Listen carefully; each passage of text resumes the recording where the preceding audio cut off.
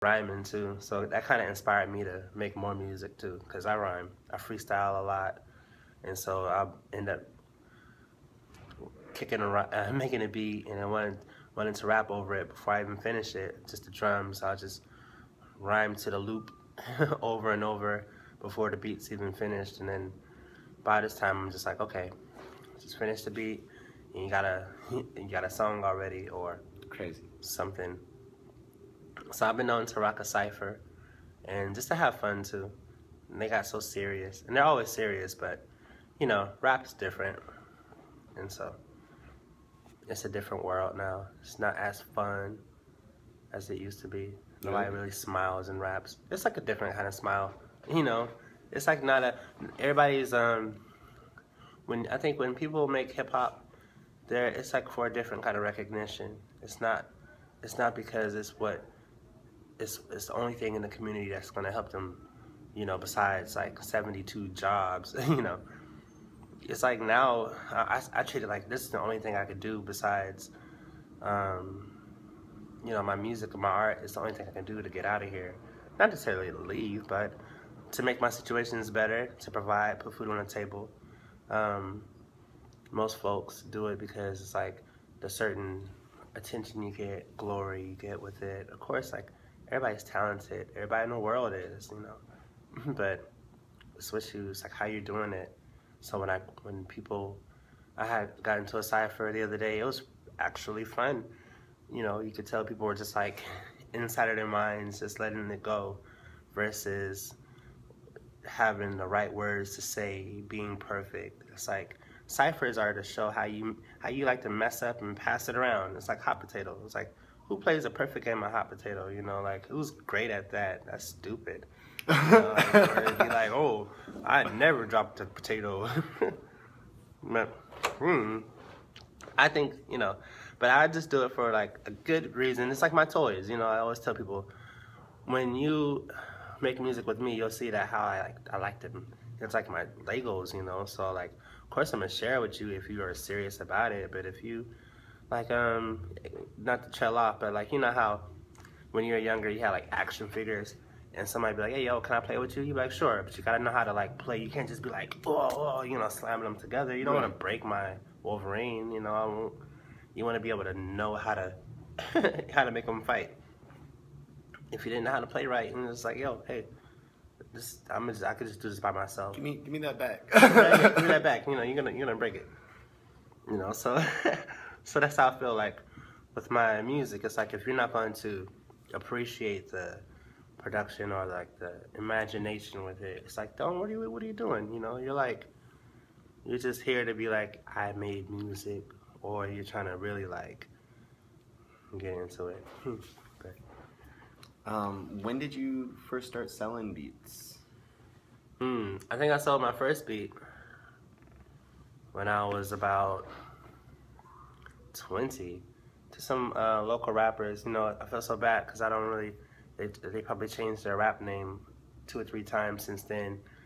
But at the time there was a studio on Killingsworth, and I came up there. I was like young. They thought I was like 17.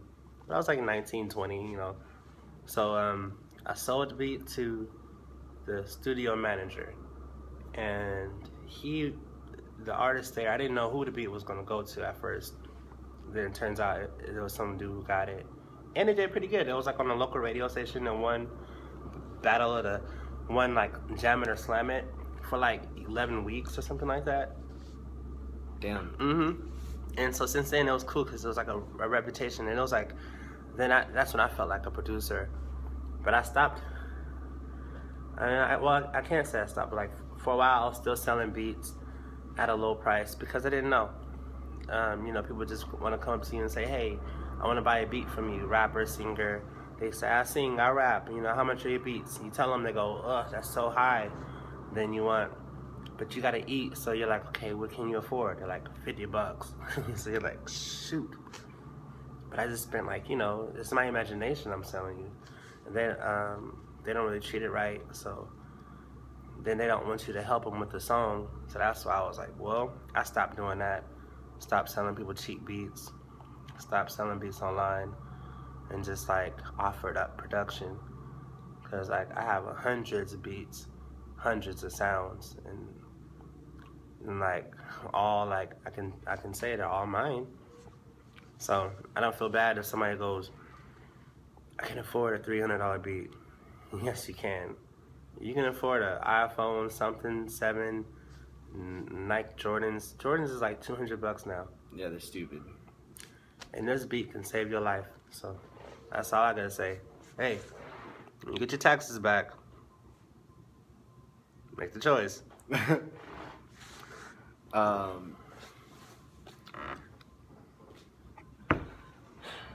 Where did you go after you were selling your beats? You started producing, and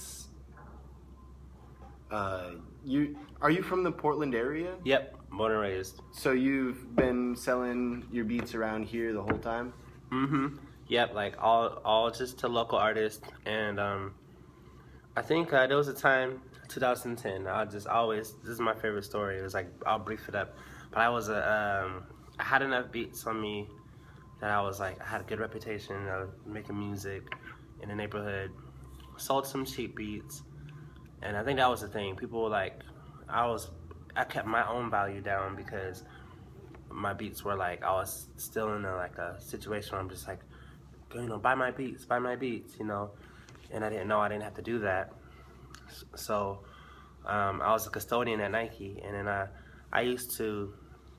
was kind of like, it was not rogue, but I was like the rebellious kind of one, me and my buddies. But I would have one speaker on my little custodian cart and play my beats, play some soul music between it. And there was one time where I was playing some music. Oh, and at the time I was working with this artist from Chicago, so we kind of teamed up and made a production duel. And I played some music, and this guy from the 4th floor, it was like Jordan department. He's like, "Yo, Johnny, who was this? What song is this?" I'm like, "This is me." And then he came down and was like, "No, I don't think you heard me." He goes, "Whose music is this?" I say, "Oh, this is mine." And I'm like, I'm generous, so I was like, "I'm making music with my buddy from Chicago because we got a duel." And he goes, "I know some people who might want to hear your music. I got some friends." So met up with him, and he right away introduced me to Spike Lee, and told him about my production, and that was inspiring. So I was sending him music every week.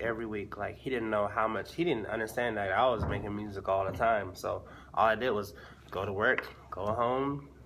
I had weekends off, so you said every day. Yeah, I would send him music all the time. Like, would send him 7 songs a week, 12 songs a week sometimes. So some weeks we didn't send him music because we were working on something huge, So he wound up getting so much music from us. And turns out he was sending music to the head A&R at Universal Records. And all his buddies were back east because he was from New York City. And his name was Astor Chambers.